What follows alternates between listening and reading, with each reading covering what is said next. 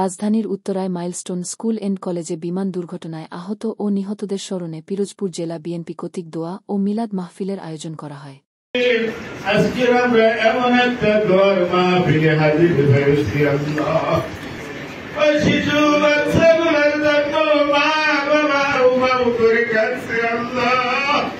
দোয়া ও মিলাদ মাহফিল শেষে বক্তব্য রাখেন পিরোজপুর জেলা বিএনপির আহ্বায়ক অধ্যক্ষ আলমগীর হোসেন। দীর্ঘ 17 বছরের কথাই ঘুরে ফিরে আসে। এই বিমান গাড়িটি এখানে থাকার কথা নয়।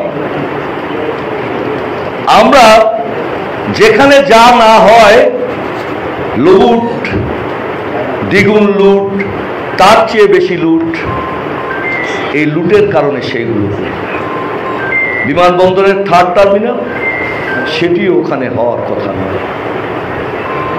এভাবে অপরিকল্পিত নগরায়নের কুফল আমাদের সন্তানদের হচ্ছে।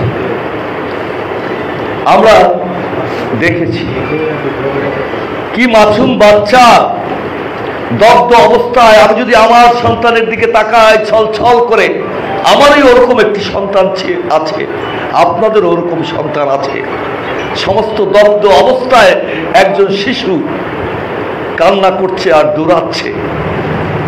আমরা দেখেছি আমাদের যে ম্যাম, তাকে জিজ্ঞাসা করা হয়েছে, তার স্বামী জিজ্ঞাসা করেছে একজন শিক্ষক কি, তার উত্তর হলো যে তুমি তোমার 2টি বাচ্চার কথা একবারও ভাবনি?